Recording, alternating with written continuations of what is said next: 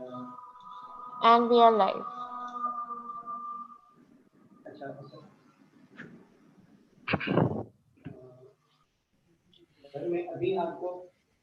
Assalamu alaikum. I am Dr. Arsalaan Qayum, and from Institute of Business Management, Karachi. And today we are here for panel discussion, and I'm the moderator of this panel discussion. I would like to introduce a little bit the names of the panelists who will be the members of this panel discussion. Some of the members have joined our discussion, and 2 or 3 more members will be joining soon. So Professor Dr. Syed Irfan Hyder will be the session chair of this session, and Professor Dr. Ali Khorshid will be there in a minute. Professor Dr. Hanudin, he will be joining the session, and we have also Dr. Abdulazeem Abozaid, who is here in our panel discussion. Professor Dr. Asad Zaman will be joining us soon, and we have Mufti Irshad Ahmed Aijaz, who has joined the session, and Professor Dr. Muhammad Ishaq Bhatti is also there. So this is the topic for today's discussion will be a collaborative research related to the pandemic situation and the role of Islamic financial institutions. So now I would like to hand over my mic towards Professor Dr. Irfan Hyder Sahab to please, who is a rector of Institute of Business Management. And please, Dr. Irfan Hyder Sahab, you are the session chair of this panel discussion. So now I'm going my hand over my mic towards you, please. Thank you.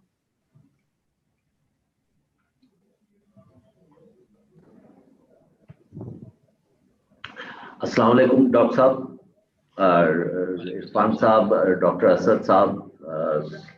I know it's an odd time in USA. We are all waiting for the results, which are not going to come in, I think, anytime soon. But it's an exciting time in USA to be there in USA. But it has also been an exciting time over here in Pakistan over the last day. This is the second day of this conference, and I'm thankful to the participants who are already here, and I would also like to thank the others who are just going to join in. Assalamu alaikum, Dr. Ishaq Bhatti Saab. Assalamu alaikum. Assalamu alaikum, everybody. Ustad Asad Zaman Saab bhi hain. Sir, assalamu alaikum. The topic today that we are going to discuss is an often discussed topic, and that relates to collaborative research. There are 4 areas that I think we would like to hear more about from you, the participants. I would also repeat them again. I think we'll start, we'll not wait for the others to join in. The first area is how to come up with, and this is where I would like each of the participants to give their worthy experience. How to identify a topic, a research topic that is of interest to the potential collaborators in the industry and the potential collaborator in the university. So how to identify an interesting topic, and what are the various forms of collaboration. So I would like you to discuss some of your successful collaborative projects that have been done, which have yielded some output of value to the participants.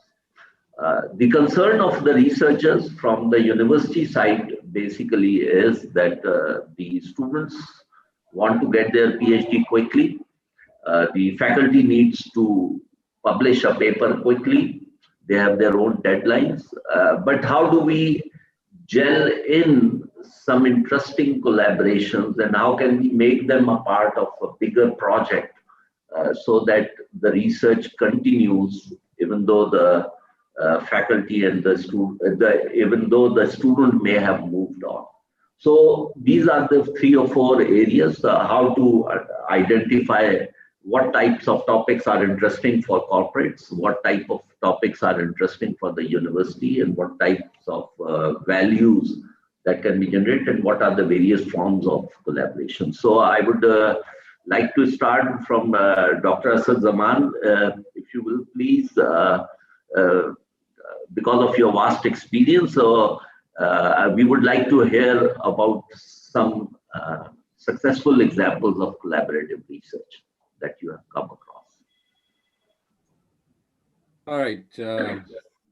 I'm afraid my views are very unconventional on this. And so the point is that before you start to do research, you need to decide what you are going to do research on. And unfortunately, there was basically in the social sciences were formed in the early 20th century on the basis of the philosophy of logical positivism. And logical positivism defines knowledge in a certain special way, which has later turned out to be wrong. Nonetheless, especially in economics, this same misconception about what knowledge is, the nature of knowledge, is the foundation of this science. So almost the standard orthodox textbook topics are just completely meaningless. And so the goal for pursuing research and joint research projects is to produce useless papers only. And so for a long time, I have been working on how to choose something which is meaningful, which involves basically, there are a couple of things that, one of the things is that to not be impressed by this huge body of monstrously false knowledge, because that's one of the major obstacles to doing genuine research, that if you think that you have to learn how to solve differential equations in order to do economics, then you are deluded, because it doesn't happen. The economics doesn't involve differential equations.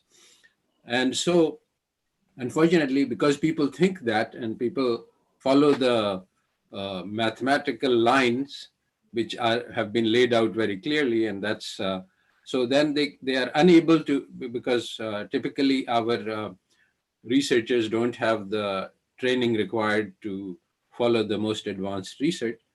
So they say that, so they sell themselves short. They say that, well, we can't really do genuine research, so let's just take an article from the latest journal and replicate it in the case of Pakistan, which leads to meaningless research. So the solution is to basically identify a genuine problem which exists in society and work on it more or less as if there is no research on it, in the sense that the existing research is based on wrong theory. But at the same time, there is a lot of data that you need to take into account to do research. So it's not that you can start from scratch, but you have to differentiate between false theoretical foundations and a genuine understanding of the subject. So there are so many instances. I mean, when you talk about collaboration, I have collaborated with researchers across the world, and I have a lot of experience. I have also guided some 50 PhD theses or so, and more MPhil, and in all cases, I start by asking the students that once we do this research, what will we learn how to do? I think there are a lot of misconceptions about the nature of research that arise. So when I take a student and I say that you're going to do a PhD or MPhil, what is the goal of this? Typically, the student thinks that the goal is to produce something new, something interesting. I say, no, that's not the goal. The goal is to actually get mastery of some specialized topic so that you know all of the literature on this from end to end. If you can master the subject, new ideas will automatically emerge from this So basically, you see, social science, the meaning of social science is an analysis of society, historical experience. Now, a very interesting quote from a number of authors to the effect that social science is constructed by taking the Western historical experience and using it as a template for the world, a universal template. And this is obviously wrong. I mean, a lot of things, a lot of ideas which emerged in the West, for one thing, and if you consider economics, basically the rejection of religion in the West led to a secular outlook on life, and it led to the idea that the purpose of life is to maximize pleasure.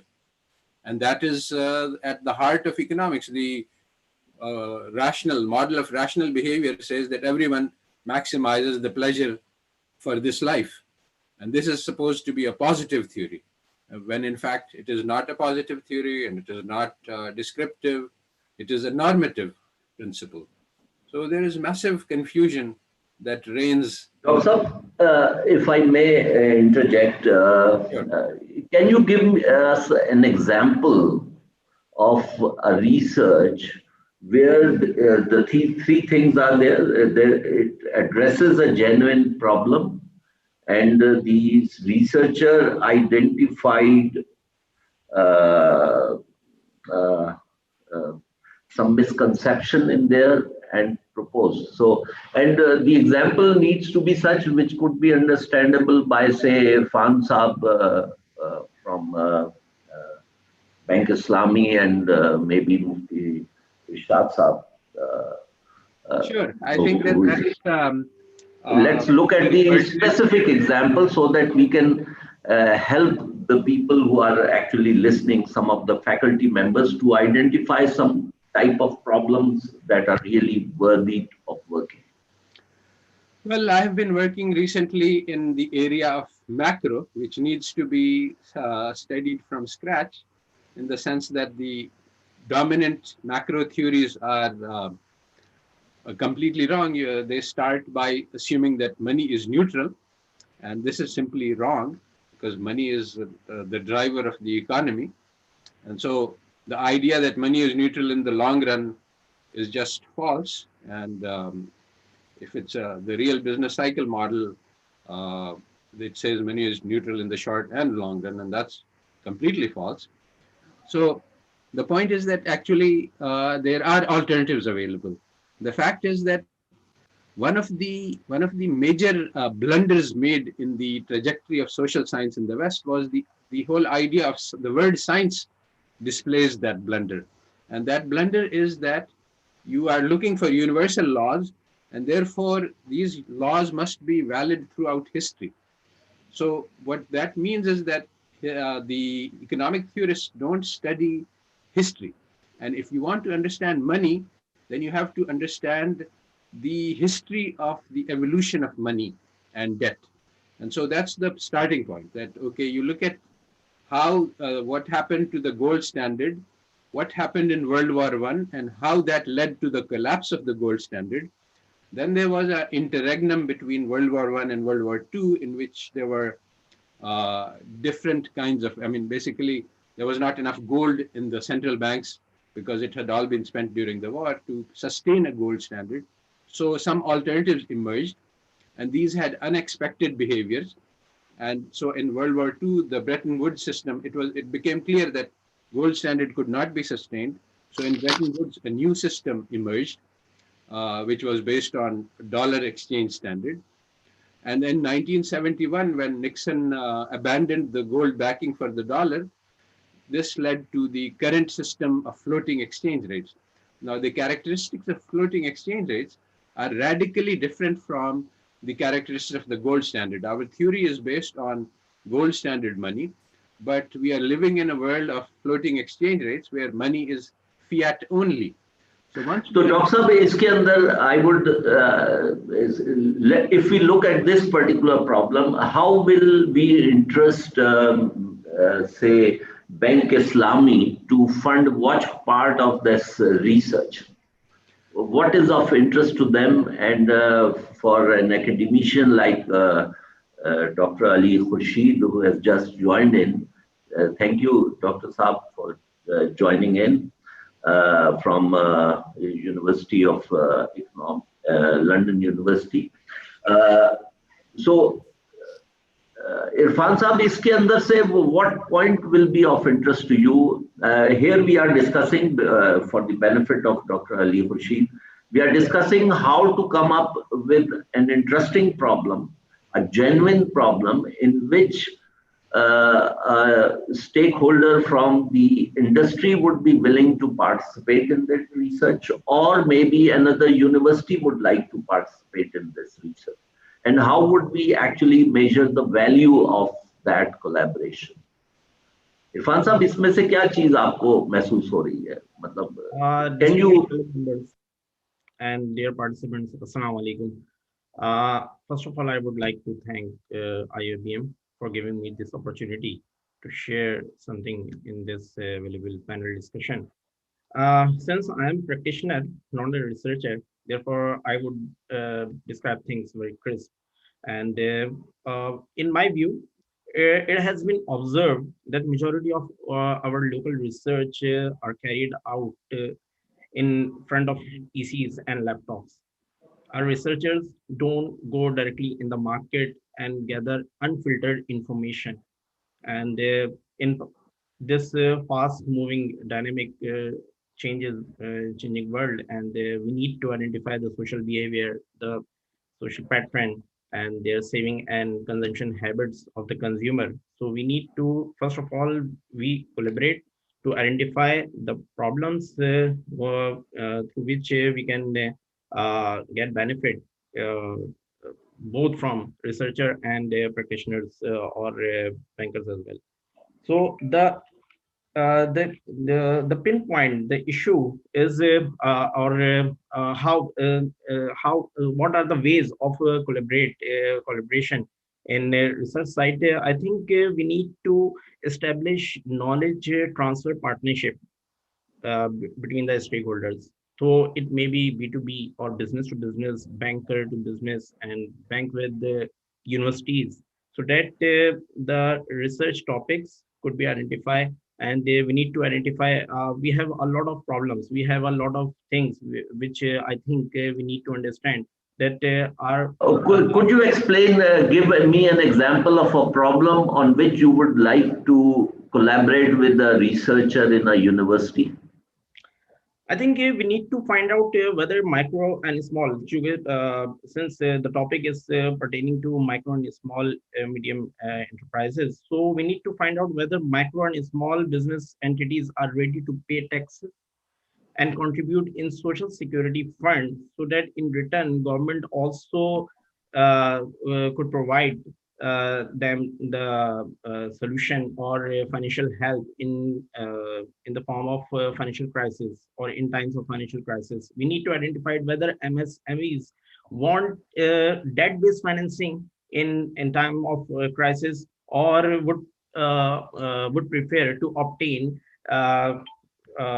some equity-based financing solution in these times. So we need to identify whether in time of crisis, where like in pandemic, our labor force is ready to live in factory premises, so that the production process continue, and in order to avoid extraordinary traveling and exposure to various people. These are the things which we can identify, or these are the things, and for this purpose we need to get information, unfiltered information, directly from the sources of these small and micro enterprises.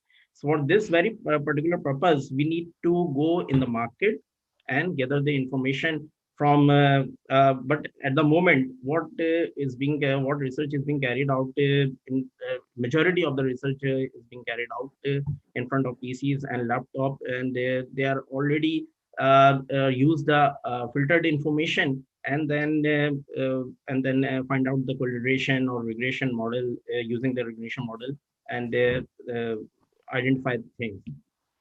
Dr. Ishaq Bhatti Saab, you or Dr. Ali Khorshid, Dr. Abdulazeem or Mufti Irshad Saab, basically from the university people, I would now like that here is a formulation of a problem from an industry. And previously we saw the problem of,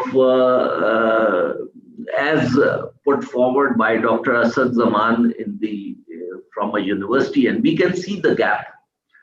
One is at a very higher philosophical level, and the other one is the problem is quite immediate and near and of a micro nature. So how do we promote collaboration for topics such as, because, so I would like your input. Dr. Ishaq Sahab, if you can open your mic video also, I think you will also be visible. Ji. Thank you. I think it's a, may I request Professor Ali Khorshid, he's a senior scholar among us. He should talk first and then it should be followed up later. Okay. Thank you. Thank you, Prof. Thank you, Dr. Ishaq. Well, let me just give you a small background before I start to answer the point.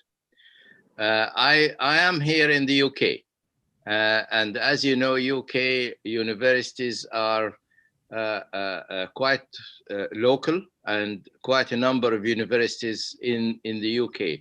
The number of universities so far is over 200 universities in the UK as a whole. The government about 10 years ago left their hands from subsidizing and helping the universities to go with their expenses. So all the universities, including mine, I teach in 2 universities. One of them is Reading University, and the other one is London University.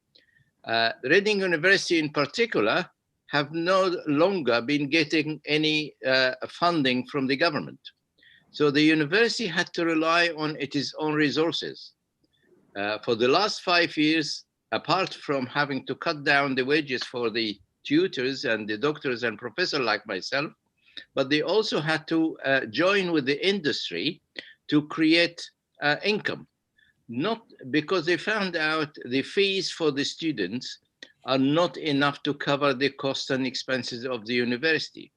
So the university had to find ways of creating a fund to be able to survive. I give you an example of University of Reading alone. The University of Reading taking contracts from different companies to promote them into IPOs into the capital market. And for that, some dedicated experts and professors and doctors in the university are concentrating on working for the industry rather than teaching and supervising masters and PhDs. Anyhow, the way they did it, they had a joint partnership with Reuters, and they set up a trading platform in the university for training staff who are working in the industry, in the capital market, in the companies, in the stock market, and everywhere. They take the workers or the staff from these companies and train them in our platform. I myself was involved in setting up an Islamic finance trading platform, or helping to set up a trading platform on Islamic tools, which got me, to become aware of how the university create funds.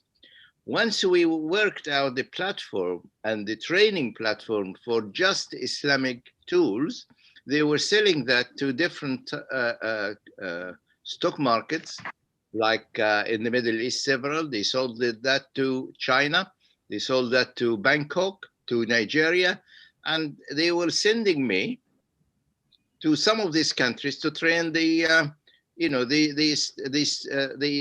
central bank and stock market people of how to use the Islamic platform.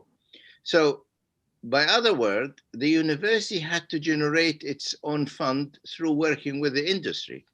Now, I myself was reserving myself later because, you know, I cracked one or like to discuss one point that most of the industries, most of Islamic banks, for instance, are relying on middle-aged experts like myself and like other people working in the Sharia board and working as a consultants to Islamic bank. Those people, which is, I am one of them, it's over the edge. And they are not giving enough space or enough opportunity to the youth and the youngsters to come into the board meetings, to come into Sharia board meetings, to come and to be trained in Islamic banks, to create and what we call it new financial engineering tools. As everybody know, which is quite aware, that the capital market nowadays rely on new tools like hedging, derivatives, future, and all that. All these tools are came to the capital market over, say, like 20 or 25 years. And how these tools reach the capital market. What they did is they went into universities, they recruited the elite, the talented students who studied mathematics, physics, chemistry, economy, marketing, IT, and they put them all together in and asked them to create a tool which will be applied in the capital market. It's nothing came a discovery overnight, but it came over the years, and they applied it slowly in the capital market. When they found it works, then they expanded more, but the whole seeds of these products or these tools, which is applied in the capital market, is created by the students who are talented students, good students, very clever, and they created these tools. I myself see that Islamic finance, unless Islamic finance follow the same pattern of working with the youngsters, with the youth, with the new graduates, with the good students or clever students, the Islamic finance will be stagnant, and we will be gradually sort of having a death, very slowly. We managed to Islamic finance managed to reach like 2% of the global economy. And if we are not going to keep that and work further and improve that and develop it further, we will be going back from 2% into 1% and maybe 0.5% and 0% in a few years' time. So, thank you. I would now like Dr. Abdulazeem and Hanudin Amin and Dr. Ishaq also to actually give us some examples of the type of example that Dr. Ali Khorshid just gave about developing tools with the help of talented. So what other kinds of collaborative researches that you have done which can be helpful for us to see?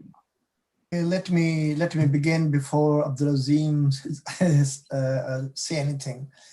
In Australia, we have started the joint venture with the industry and the Islamic Convention and Islamic Banking Institution. The simplest thing was we set up a Zakat Foundation. So we asked them to voluntarily contribute into that Zakat Foundations. And that Zakat Foundation during COVID-19 time, the people, particularly Muslim community who was going through the hardship, we distributed some money to them. Because due to COVID-19, unemployment rises here. And also the hunger increases in Australia, particularly among Aborigines and migrants and also prisoners who were in the jail. So they suffered a lot. So this was the practical aspects. We applied for a grant through the government, and this grant has been matched with the banking industry and also the Muslim community of Australia. So this grant built the bridges between the communities financial institutions, as well as government organizations. So where was the research part of it? Yeah. What was the research part of it? Research part of this was the demand created by the community during COVID, unemployment rates, and then we did causality regression analysis using causality to seek that some sort of causal relationship exists between unemployment, hunger, and suffering of the community. So this has given us enough funds to flow it back to the communities. So this was one small example. We started in early years, and then we are still in the process of running it. So Dr. Abdulazeem, would you give us some example? And then Dr. Hanudin. We can't hear you. Please open the mic. Dr. Abdulazeem, we can't hear you. Your mic is closed. Dr. Abdulazeem, unmute yourself. Oh, Dr. Irfan, you can unmute him. Yes, yes. Okay. بسم الله الرحمن الرحيم الحمد لله رب العالمين وأفضل الصلاة وأتم التسليم على سيدنا محمد وعلى آله وصحبه أجمعين. Actually, to tackle this issue, I think we can do two things. We have, let's say, I mean, the problem can be tackled on two fronts. The first one is to, I mean, I'm conducting research currently with some students on these topics. So the first front is to revisit some of the available Islamic financing tools available in commercial banking.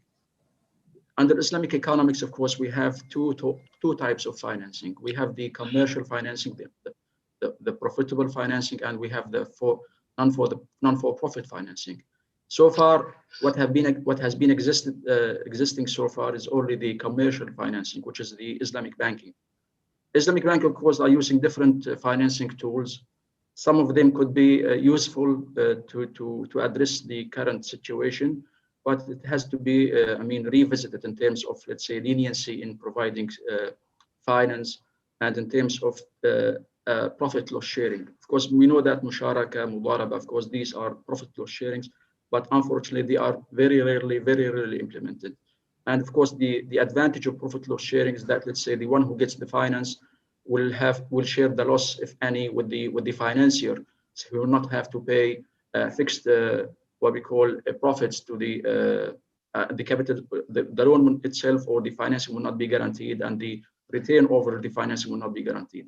So this will hope, of course, somehow solve the problem. But of course, we know that this is really difficult given the circumstances and the nature of the Islamic banking nowadays.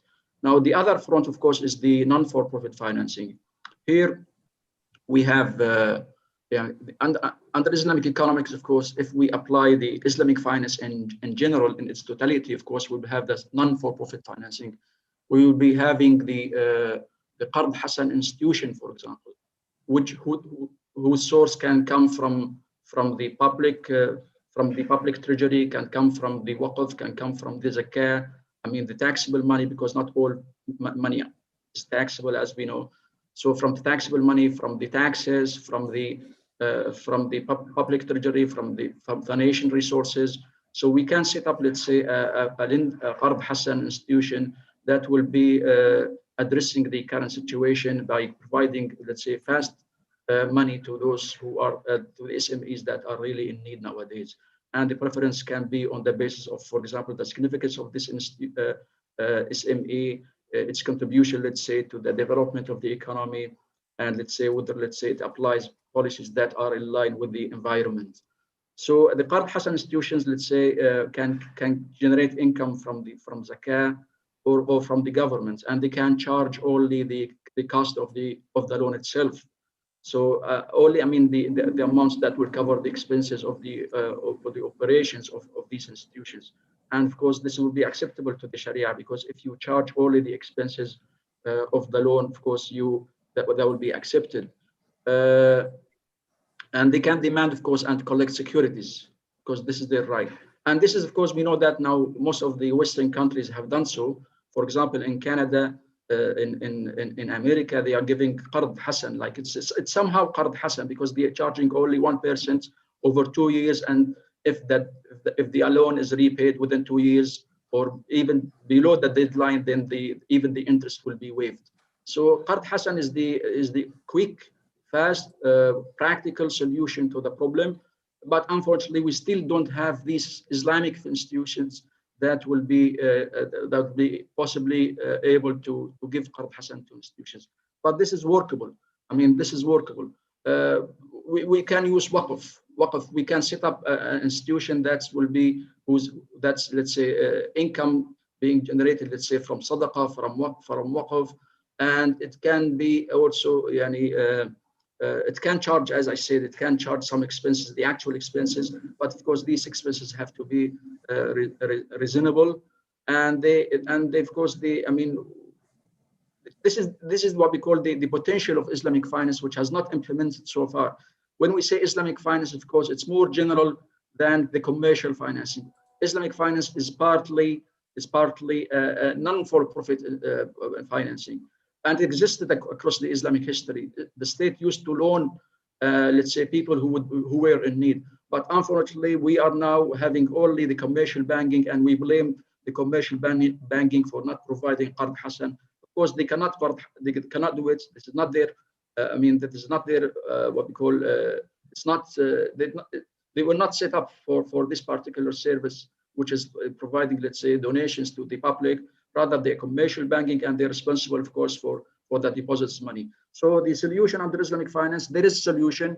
This is the responsibility of the public sector. It's the responsibility of the government. But we need, of course, to prepare the tools that are necessary to provide such financing, which is, like, as I said, the Qard Hasan and the waqf institutions.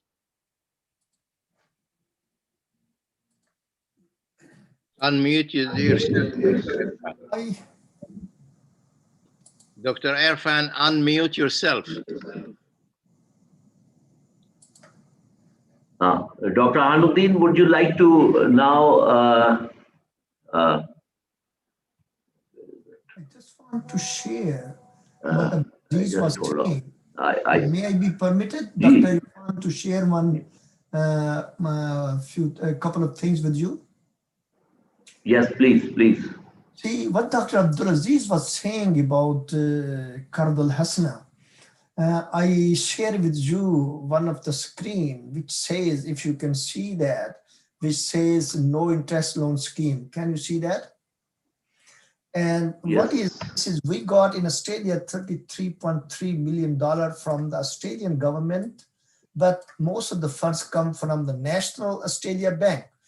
And being a Trobe University as an academic institution, we started no interest loan scheme.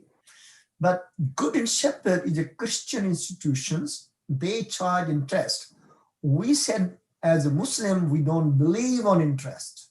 So part of the share of this money came to us. So let me share you another body. So this is the way we should be progressing and hammering toward. I stop sharing with you, and then I share another screen where you can see, as a Muslim body, how we succeeded to get this done under our body. So we call it, so we don't charge any interest. And we said, being a Muslim, we are not allowed to charge any interest. And therefore, this body has given us a special special permission to start within that body. We call it Islamic finance. So let me share, let me see if I can share with you guys. Share, yes, share this. See, now can you see this? Can you see this Islamic Council of Victoria, my brothers? Yes, we can see that. So now, same money to access through Islamic Council of Victoria. So this is, we are conducting a Qard Hasan, no interest at all. If somebody is borrowing $1,000, they have to pay us $1,000 back, not even an extra single cent. And similarly, this is the government regulatory body is implementing on it. And this is the process through Islamic Council of Victoria. All the money goes to in that funds. And one of the Muslim who is expert in Qard Hasana, who is a graduate of Islamic Council of Islamic Banking, he is expert and who is looking into the system that interest-bearing money is not flowing into our Qard Hasana product.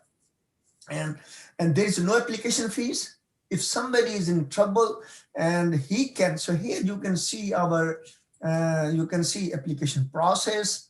So loan repayment schedules we structure. And in this way, the Muslims or even non-Muslims who are eligible in this process, they can borrow money. But for our Zakat product in Australia, only Muslims are eligible from this sort of funds. So this is an academia with industry and Christian group, which is called Good and Shepherd, and the government body. We are building a bridges. And interesting thing is when non-Muslims come to our mosque of Islamic Council of Victoria, initially they feel shy entering into the mosque. When they take the check and they realize the Muslims are doing Qard Hasana, which is no interest at all, within 2 years time, you can get your money back. There's no charges, no application charges, no late fees. So if there is a late fees, and if the Muslims, some of the Muslims default due to financial reason, we pay them off from Qard Hasana, from Zakat account. So in this way, there is no, so we had this project is running for the last 4 or 5 years, and up till now, there is no default. And so this is a following up of Abdulazeem's thing. I'm sorry to interrupt. Thank you, Ishaq Saab. Dr. Ali, you wanted to mention something, and then I'll move to Dr. Hanudin after the call. Yes, good afternoon, good morning, gentlemen. Let me disagree with Dr. Abdulazeem and Dr. Ishaq with the Qard Hasan issue. There is several studies been made before, and I have 3 examples to give you. That when the Islamic Bank offer a Qard Hasan, it's only limited to a very short time. It doesn't last very, very long. And the studies say, most of the studies on the Qard Hasan issue saying, that is, unless the bank create a return of any lending or Qard Hasan or any borrowing, then that will be short-lived, even if it is zakat money, as Dr. Abdulazeem mentioned, or waqf money, whatever mentioned. This has been proven over the years that is not a long-lasting issue. I'll give you the first example, which is I was involved with in the year 2000 to issue, or I was one member of a team of 7 scholars who set up an Islamic mortgage on behalf of Kuwait Finance House in the UK. Now, they had at the time 800 million pounds in the year 2000 to invest in the Islamic mortgage. And we calculated the way the Islamic mortgage would be done, and we eventually agreed that the 800 million pound will be invested over 15.5 years. What happened? The 800 million, which went in the first 3 months, and Kuwait Finance House, as a big Islamic financial institution in Kuwait, who wanted to expand their arm in Europe and in UK in particular, only invested that 800 million pounds, no more. And we waited for 15.5 years until all the money been repaid. And Kuwait Finance House said, thank you very much. I'm not going to do that anymore because I can use my money in the open market and have a bigger return. Because the interest rate or the rate which is Kuwait Finance House used to invest in Islamic mortgage. Sorry for interruption. I request Mr. Ishaq Bhatti to please turn off your screen sharing, please. Mr. Ishaq, thank you, sir. Yes, please carry on, sir. Because was Okay, thank you, Dr. Ali. I would like to give some time to Dr. Hanudin and I think Mufti Irshad also. Mufti Irshad may like to comment upon some of the projects like, say, Indus Hospital, which are running without with donations. But before that, Dr. Hanudin, please, would you like to respond to Dr. Ali or? Something you can explain about your own project if you have. Bismillahirrahmanirrahim. Assalamualaikum and a very good afternoon to the organizing committee. Thank you so much for inviting, and I'm very happy also here. We have a very prominent scholar. I mean, I can see also here Dr. Asad Zaman. Thank you, all of you. So anyway, with regard to the proposal as the one that we addressed, right? For example, that is considered to be lucrative for the benefit of Ummah at large, especially when the offered Qardul Hasan financing comes into play. In Malaysia, I still remember, ladies and gentlemen, that we are offering that Qardul Hasan financing since in 1984. But later in 2006, that particular product has been eliminated from the market because of the kind of directive issued by the Central Bank of Malaysia, Bank Negara Malaysia, that suggested Qardul Hasan is not suitable for the banking businesses because it is more on the welfare basis.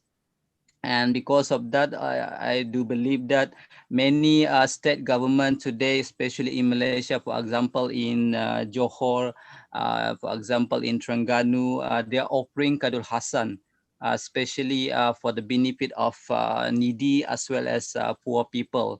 That one is basically practical when it comes for the welfare basis.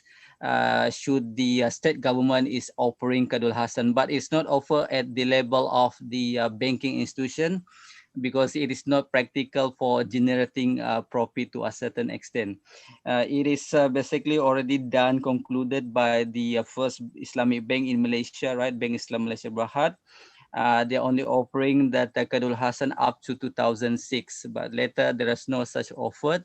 And today everything is offered on the base of Tawaruk as well as by Al-Ina in Malaysia. Tawaruk has been very popular, and in majority, for example, Bank Islam Malaysia Berhad offering the Islamic personal financing, and however some of the bank, public Islamic bank, still in the offer of the by Al-Ina.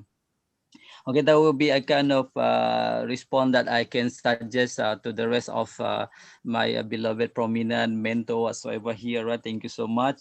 And what I can really understand here that for current being what we are doing at UMS University Malaysia Sabah, in the east part of Malaysia, we are in east part of Malaysia, some say it is East Malaysia, situated in Sabah. Is a very isolated place of state. But anyway, what we are doing in the contemporary research, we are doing a kind of collaboration with the state religious council, especially in eradicating poverty among the poor as well as the needy, but especially what we are targeting here among the poor people. We would like to eradicate the poverty by providing them some sort of the ASNAP Muslim Prona business program, whereby we are offering a kind of a training, and that training basically will be giving them some sort of experience how to conduct a business. But the business here is basically done on the basis of petty trading, small and medium enterprises, and then at the same time, the zakat institutions in Sabah, we have MUIS in Bahasa Kebangsaan in Malay, is a Majlis Ugama Islam Sabah, or the state of Sabah or Sabah Religious Islamic Council, that offered kind of funding to ensure that those of the poor people can run their own business to generate their own particular income. So without depending very much on the funding for the very long period of time. And because of that kind of concern, we have conducted, and currently we are doing the research whereby we are examining about the model, how to ensure that they are kind of program, the ASNAP SNAP Muslimpreneur program business can be successful. So we are developing an index, but through the developments of the index, we are basically collaborating with the state governments to ensure that at the end of the day, that particular model can be used. So there will be some sort of indexation, there will be some sort of battery item, new measure introduced to capture those of the businesses, whether they are successful or not. And then you will be given a mark of 100%.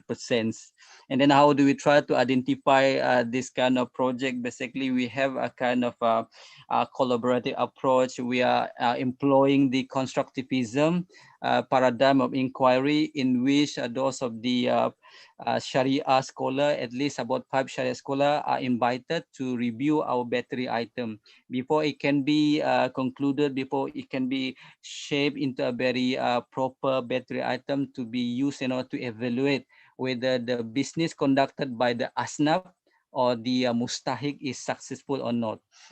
I mean, that will be a kind of things that we are currently working on that. And then at the same time also, if it is giving me some kind of permission, right, let me try to present. Just now I have presented when attending also with Professor Ali Khorshid regard to the topic of potential research that can be basically conducted. Okay, as you can see here, right? I think Dr. Irfan, can you have a look this one, right? Okay, Dr. Yes, we can see it. We can see it. It is visible. Okay. Thank you. Go ahead. Thank you. Yeah, thank you so much. Okay, for example, the one that I'm currently look into, especially in Malaysia, we are looking at the value-based intimidation research, whereby there will be a combined 3 particular elements. We have planet, people, profit, and then also an issue of zakat accounting. We have this standard by the AUFI or IFI, AUFI, accounting and auditing organizations of Islamic financial institution. But to a certain extent in Malaysia is very unique. Why is very unique? Because different states come with a different approaches when it comes for the zakat accounting. They don't have any kind of standardized. Even we have this federal government, but the federal government only provide directive. But the state government in Malaysia can apply their own particular zakat accounting. When it comes for any religious activities, including zakat, including sadaqah, including wakaf, to be controlled by the state government. Because of that, there's important things that zakat accounting should be researched to capture the differences between one particular state to another. And number 3, also here, I believe that peer-to-peer mortgage, and I'm very attracted to have a very good idea from Professor Ali Khorshid that suggests about quit finance house, and then they are not able to sustain because of the lack of liquidity. And in the future, I'm believing that because we have now fintech and then we have the crowdfunding, there will be a kind of potential to introduce peer-to-peer mortgage to a certain extent, whereby the affluent people, those of the rich people that come with the participating, and those of the individual who are in need of housing whatsoever, they can join into this particular facility. But in terms about the mechanic, in terms about the pricing, in terms about the way how the thing can be done, is basically subject to a very profound research. And then I also believe that in the future, there should be a Rahnu-based crowdfunding, especially in Malaysia here. We have Arhanu, but the Haranu here is funded by the bank itself. But for sure, in the future, it can be funded by wakaf, for example, given by a very, very good individual, a pious person, right? And then at the same time also can be derived from sadaqah whatsoever. And at the same time also in Malaysia, we have an issue of digital poverty. People today, they are rely on digital, they are rely on internet to be connected. But what is the problem today is basically internet connection is something luxury, something expensive. Not everyone can access, especially in the rural area. That is why an issue of digital poverty need to be given priority. Internet today become as a basic need. As compared in the past, it can be wants, but today it becomes a basic need because of the pandemic, because of the proliferated of any business activity today over dependence on the internet. And then Kadul Hassan, cryptocurrency also possible, can be introduced. But again, there is an issue of fintech here, financial technology to be included, and digitalization of zakat for mustahik, zakat beneficiary, muzaki, zakat payer also need to be given priority, no longer to be rely on the very offline or the physical way of channeling fund or receiving fund, but everything to be done online. And we have mobile wallet in the era of pandemic, and then how the Islamic ruling can be applied. And also very interested for the collaborative purposes in the future, that there is a need for Islamic theory of credit consumptions. From my perspective, I have read some of the very good idea, for instance, written also provided by Professor Dr. Muhammad Fahim Khan, and everything is quite nice. But the issue of the idea here, we are not framing it into a work. We are not coming up with a research framework. And I believe that many researchers, especially for newcomer, they rely on the conventional theory in order to extend the theory, and then in order to ensure that the theory is applicable when they try to evaluate the product consumption from the context of Islamic banking. And number 10 here, digital giving, also another issue that can be extended. It's not only in the internal, but if possible, it should be extended at the global level. Those of the individual can donate their money not only in their own country, but also across their own country. And as you can see here, there will be also the update, if possible, comparative Islamic banking, deposit, and financing product.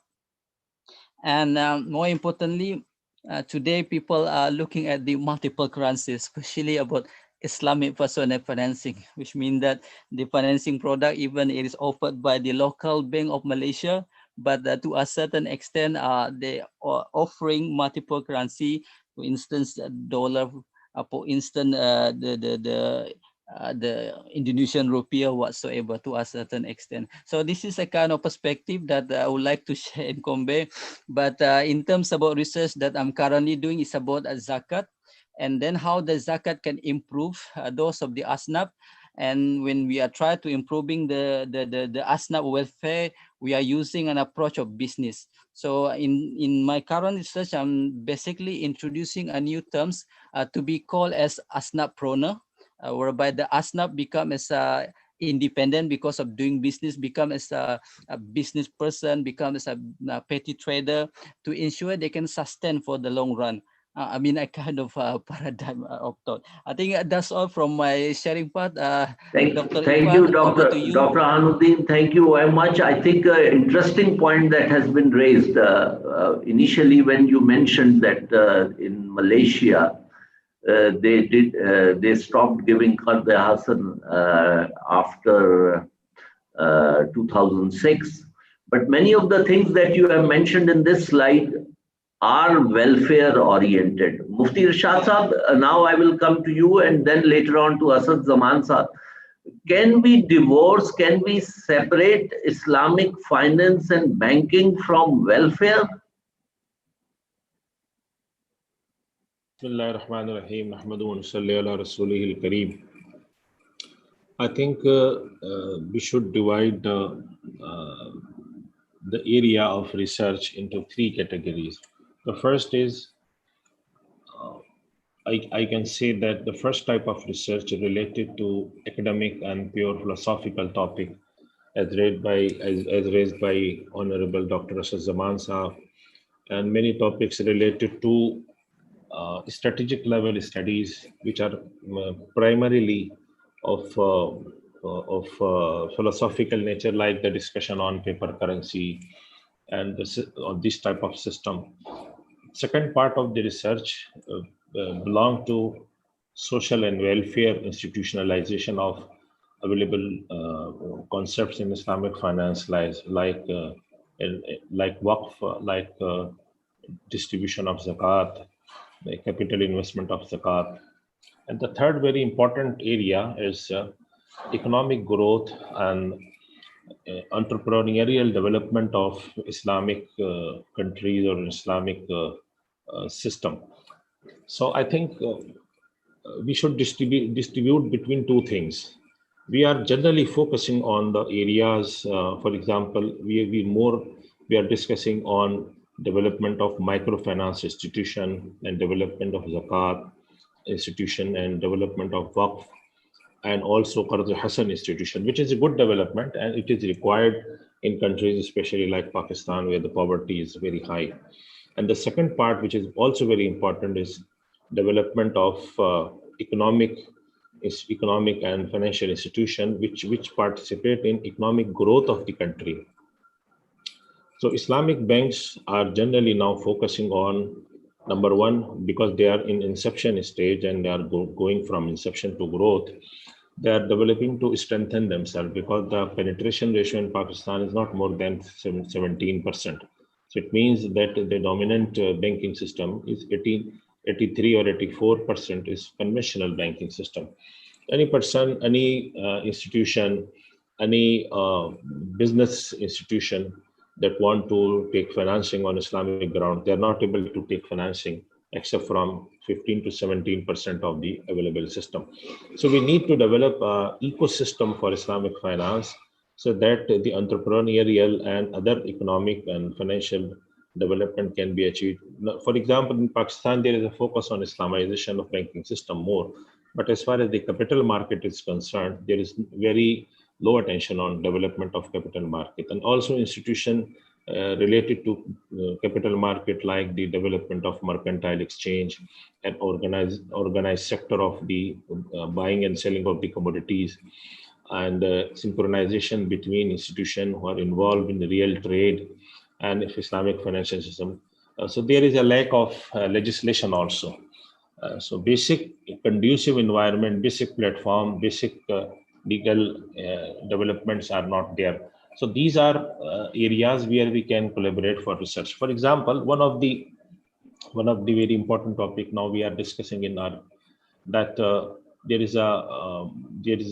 are some researches and there are some news that in coming days LIBOR will not remain. LIBOR will be removed or by some countries or some in some jurisdiction. And also in Pakistan, we are now studying if we remove and if we want to replace LIBOR with any other centralized benchmark, what kind of benchmark it can be. There is a research it required. Also, there are some experiments from almost 10 to 15 years. There are multiple experiments to replace the LIBOR, and there are some experiments especially in Gulf countries and also in Pakistan. I was part of the committee that tried to launch IBOR, Islamic Interbank Offer Rate, but there was no success. So there are some practical constraints. So this area is also requires the research. What kind of changes are possible and required? Also, in all over the world and especially in Pakistan, we follow the policy of gradual transformation of the economy. So what steps are required? How central bank can transform the economy? How much critical mass for Islamic bank is required? These areas of research are now not, they are not served properly. Not obviously Islamic banks, they are not educational institution. So they can, what educational institution and Islamic bank can do, they can collaborate on these type of researches. What kind of steps are required? For example, generally when we meet Islamic bankers, they say there is no conducive legal environment. There is no legislation for Islamic banks on also for banking courts and for arbitration laws. So there is a requirement for legislation. Also, there is a requirement for changes in policies. There may be requirement for central banks to change some policies. Maybe the requirement of inception of a new department in central bank. So I think these type of research, which can help in developing an economic system and economic growth, are also required. Apart from this, as you mentioned, Dr. Irfan sir has mentioned Indus Hospital and other charitable organization. We are working on work model, Also, they are trying to develop a very good distribution model of zakat, because this is one of the biggest problem. I remember just one point to add. I remember one of the research which was done in probably Qatar or in some other Gulf country. They approached me and they asked me some question as a questionnaire. So the very strange thing is that they said that around $40 billion zakat every year, around $40 billion, or maybe maybe some figure maybe less or more. The zakat generated in Gulf countries and Islamic countries. Unfortunately, there is no proper system of distribution of this distribution of zakat. So how can we develop zakat distribution? As Dr. Hanudin mentioned, in Malaysia, they started the concept of digital wallet and digital distribution. But unfortunately, these things are not developments in all countries. And especially if you look at the concept of crowdfunding, which is very helpful concept for especially startups in Pakistan also. It's Securities and Exchange Commission and the regulatory authority recently allowed crowdfunding with certain conditions. So I think these areas where we require research collaboration from universities, so that we can develop research paper, we can develop the conceptual papers, we can present to authorities that how we can expedite, or we can put transformation of the economy from conventional to Islamic on fast track.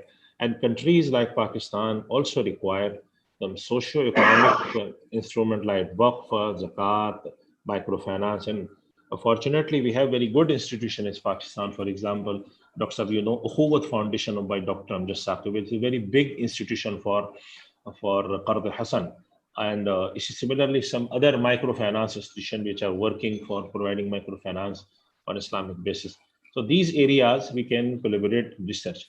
Remain one point that the areas of like academic nature and and philosophical nature. So I think these type of research they are very ongoing researches, and we cannot stop it, and it will go. Research on currency paper and research on gold standard, floating exchange rate policies, and central bank. For example, there was a research paper that discussed there should be 2 central banks in a country which follow gradual transformation, and also there should be separate Islamic banking law. So these type of debate, whether we require separate Islamic banking law or we need to introduce a chapter in conventional financial law. These are, I think, academic and philosophical and good researches which can carry on in some countries, some universities also. But for the ground realities, for ground research, the collaboration with financial institution, capital market institution, takaful industry, and microfinance institution with universities, very important. Shukriya. Thank you, Mufti Irshad, for a wonderful, and I would have loved to see this list. I think very interesting list, and following Dr. Hanudin's list, I think these are important areas if we can compile them. Dr. Asad Zaman, now we come to the fundamental philosophical question. That is, and yesterday also in the discussion, there were certain banks and they said that, well, we are not welfare institutions, so we have to look at our stakeholders, shareholders.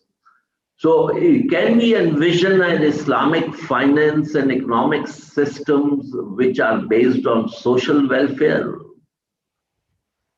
Yes, actually, I gave a detailed talk on this yesterday at this very conference on a new vision for Islamic banking, in which I explained that this whole, basically, you see what I said earlier may not have been very clear, but basically if you study Thomas Kuhn, the structure of scientific revolutions, and he says that there are 2 types of changes, 2 types of research basically. One is so-called normal research, which is there is a collective paradigm which is in existence, and you just accept a huge number of ideas as background without any exploration. And the other is the revolution, where you say that this whole paradigm should be thrown into the garbage and we should start afresh from a new set of axioms. So basically, an Islamic system requires a paradigm shift.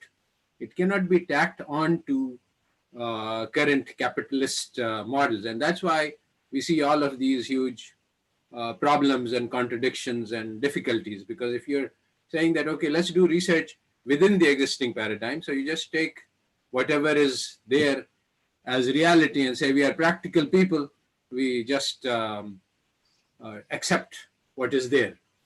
Well, that's definitely the path of least resistance for research.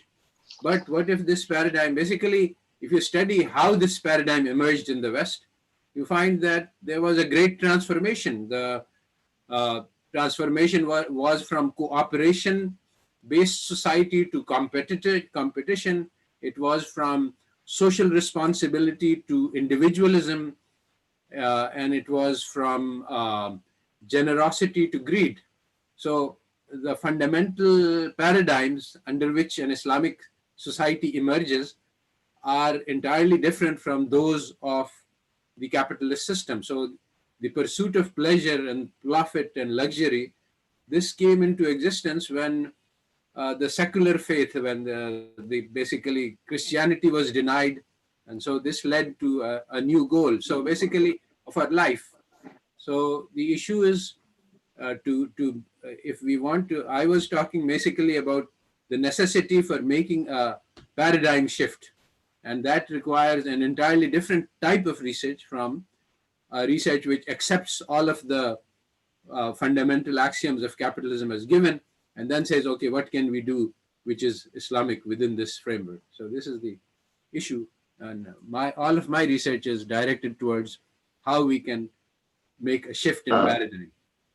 Thank you, Dr. Asad. Now I would like each one of you to have, we are also running out of time, so about 2 minutes of your point of view on what Dr. Asad Zaman is proposing. How soon, how difficult, or so 2 minutes each from each of the participants over here, panelists, please, starting from Dr. Ali Khorshid.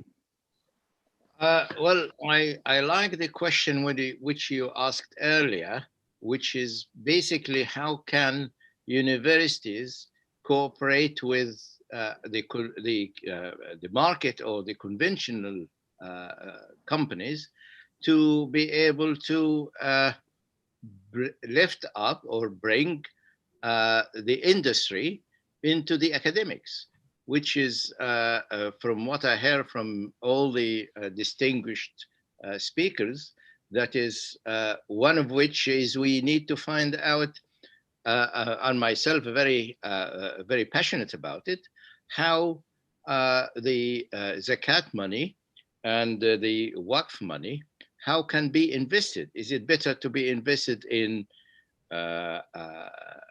interest-free or Qard Hasan, or is it another sources which can benefit the community better? And also, what I heard from Mufti Irshad, there is several issues which is obviously on the market, whether it is labor, how can we overcome labor, which is again, as Mufti Irshad said, it has been tried, but it did not succeed. Is because it's not taken enough time, enough study, not enough research. And also the cryptocurrency, it's also a very important issue. And we heard about the cryptocurrency becoming traded in the global stock market. And we heard about China is issuing through the central bank a cryptocurrency to buy and sell products. So it's really, we have a lot of issues which is needed to be researched and being to find out what is the best issue to be done. So you cannot separate universities from the conventional market or the commercial market and to bring a product or to bring a research without actually relying on universities. And universities have young people, youth, which is, I think, we are not as Islamic finance operators or practitioners or academics are not utilizing the energy and the benefit of the youth. Thank you very much. Thank you. Dr. Abdulazeem, please.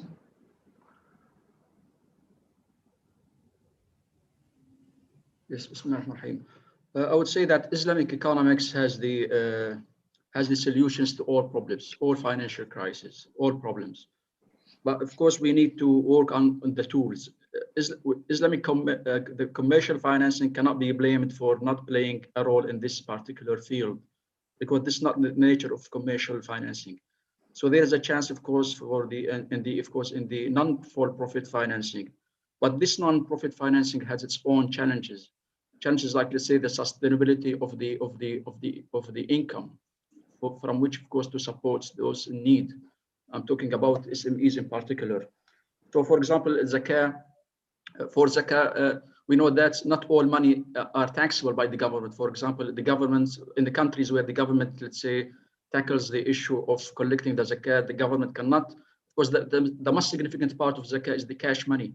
While that cash money cannot be collected, the zakat on cash money cannot be collected by the government unless, let's say, the person himself willingly come to the government and pays his zakat, because the government, the money that are taxable by the government enforceably are only the harvest, the agricultural products, as well as the cattle, because only those types of money or wealth are taxable by the government in the sense that it can collect that amount of zakah regardless of whether, let's say, the owner of this wealth is making profit or not. While when it comes, for example, to cash money, the government, if for example you collect a zakah from a company, maybe the shareholders of this company, they are profiting, they're making profit in this particular company, but they are losing in the other.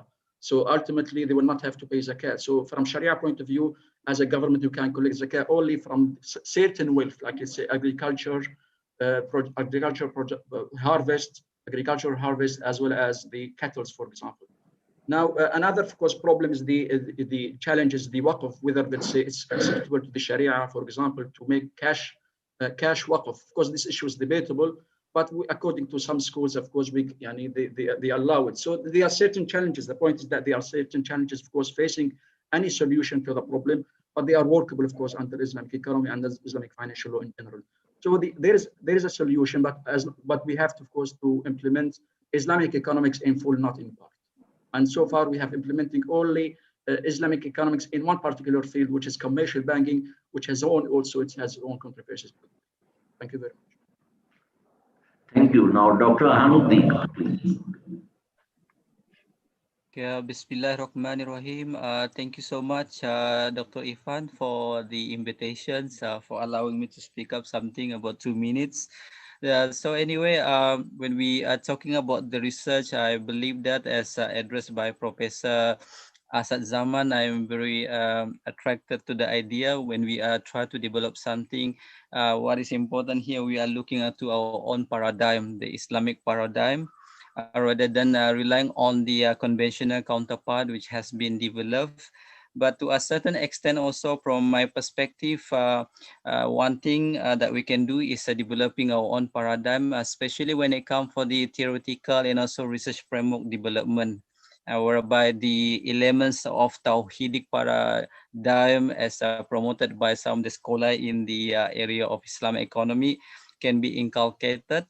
And the second thing that I do believe that can be executed when it comes for the collaborative research is by looking at the three particular nature of element that can be found from the previous theory. And we believe that when it comes for the theory, for example, the one has been used widely in the context of Islamic consumer behavior is the theory of planned behavior.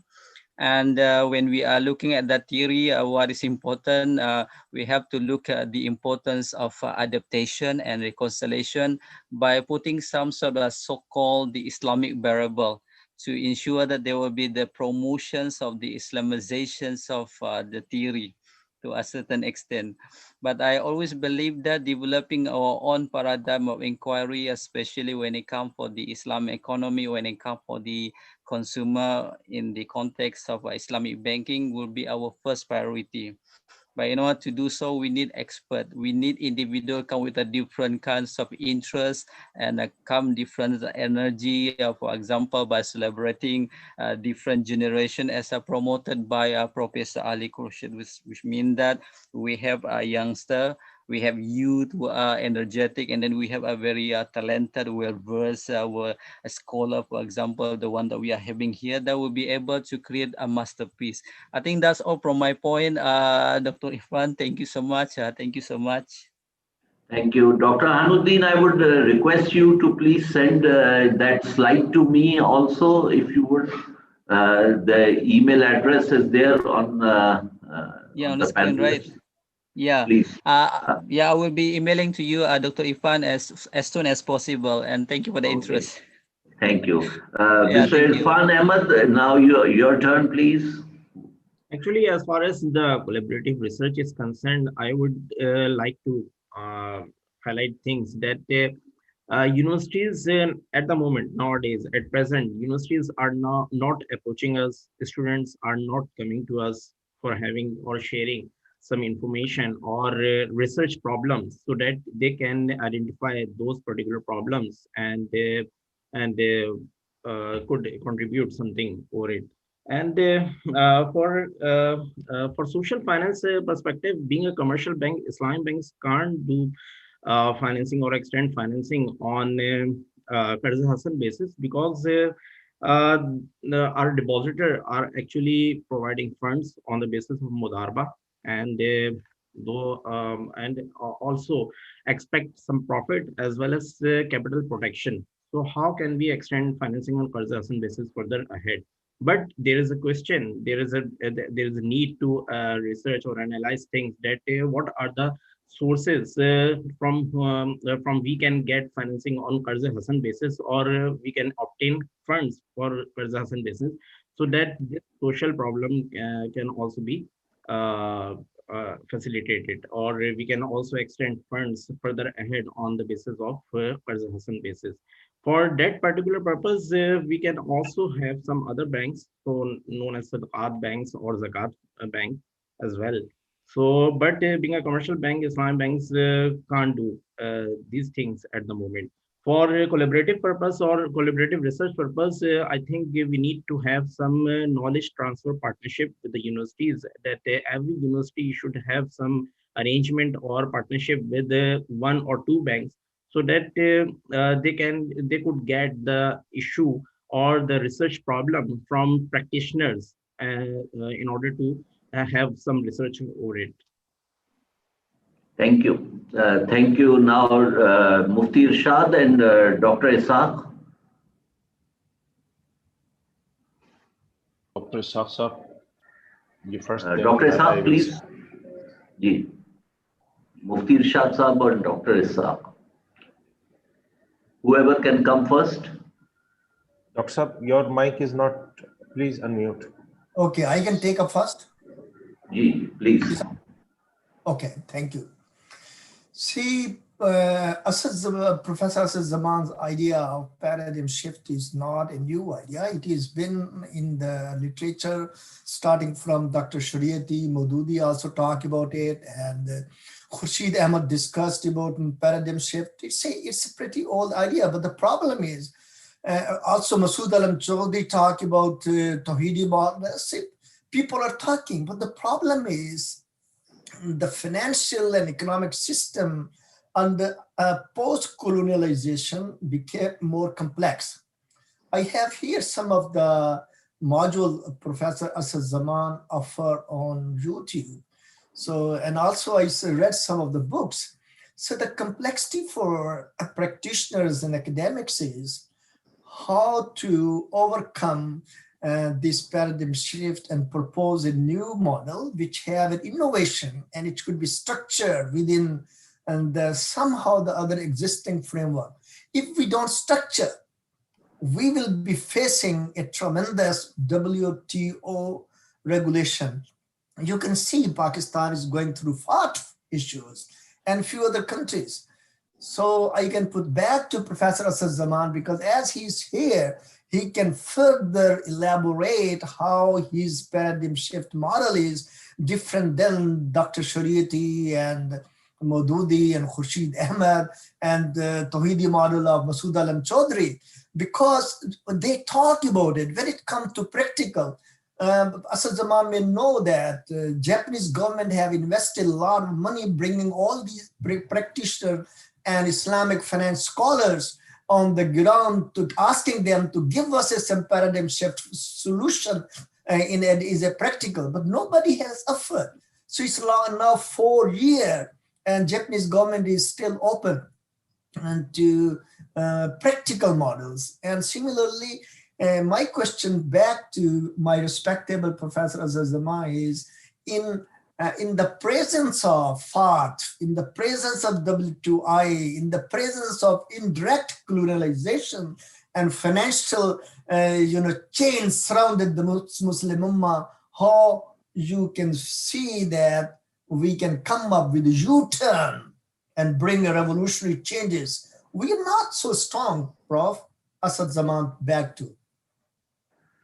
Dr. Ishaq Bhatti Sahab, I think it's a wonderful idea for the next conference towards entirely paradigm shift of Islamic finance.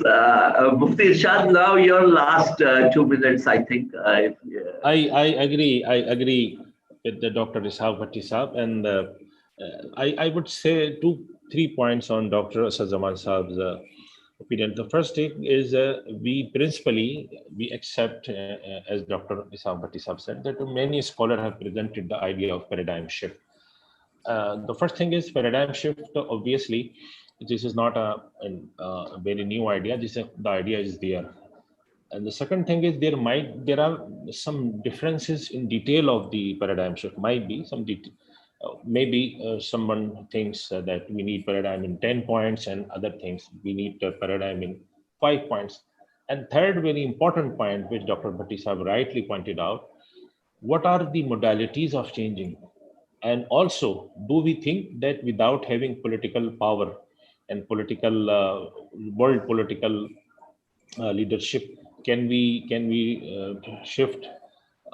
Can we be maybe successful in this paradigm shift, or this might be one of the possible not unsuccessful ideas, which ultimately gives a lesson to Ummah, to Muslims, that any idea that is presented by Muslim scholars is generally a very idealistic and not a practical. So I think all these points are in front of scholars and in front of those who are doing Islamic finance. And this transformation, this paradigm transfer, this gradual transformation policy, which I think this is the third generation of Islamic finance and economics. This is the result of all this struggle of overnight change as done by Pakistan and some other country. They tried to turn the system, their existing convention system, in one night, but they were not successful. So I think this is most practical thing. And the detail, obviously, the discussion on this detail would obviously lead us to more clear Islamic economic system. But in my view, what we are doing here nowadays with the difference in details, I think this is the possible thing which can be done, keeping in view the political situation, the dominance, the nature of conflict between Muslim countries and the dominant nature of other countries. This is the least possible thing which we can do.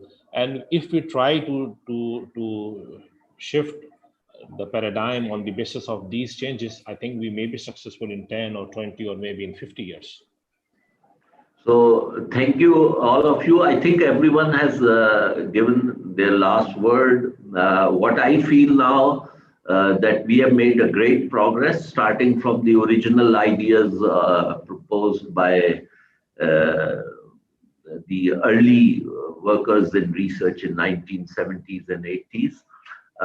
We have come a long way. I think there is a time now to reassess where we were, where we are, and where we need to go and actually think the paradigm shift, the basic economic principles on which this shift would happen, as said by Dr. Asad Zaman, and I would request him to give a few panel headings of discussions that should be there and which should form the next conference. And I would now like to thank all the participants for their wonderful time, and especially the awkward time for some of the participants over here who are. Can I have a request? Can I have yes, a request, please? Yes, please. You can conclude now. Yeah, I just request that the organizers of the conference to exchange our emails with all the participants and the panelists, because I can see there is a lot of good ideas, and I think if we exchange emails, then we may be able to come with some benefits to the conference. Arsalaan Qayum Saab, this is your task. Arsalaan Saab. Got it, sir. I Really, got that it. is how collaborative research takes place, by So we will share. creating We will share the linkages. emails. Okay. Shukriya, bahut thanks a lot. Wonderful discussion, and your time and effort and energy was really instrumental in making this session a success. Thank you very much, all of you. Shukriya, wassalam. Assalamu alaikum. Jazakum. Thank you very much for all of you for being part of this session with your valuable discussions. Thank you very much, Professor Dr. Syed Irfan Hyder, for being session chair.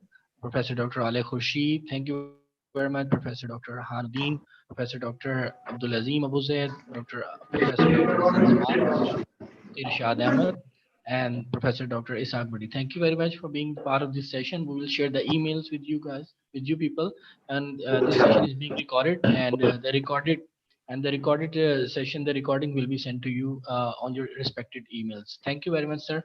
Now we are signing off this session. Thank you very much. Take care. Allah Hafiz. Assalamu alaikum to all. Assalamu alaikum. Salam.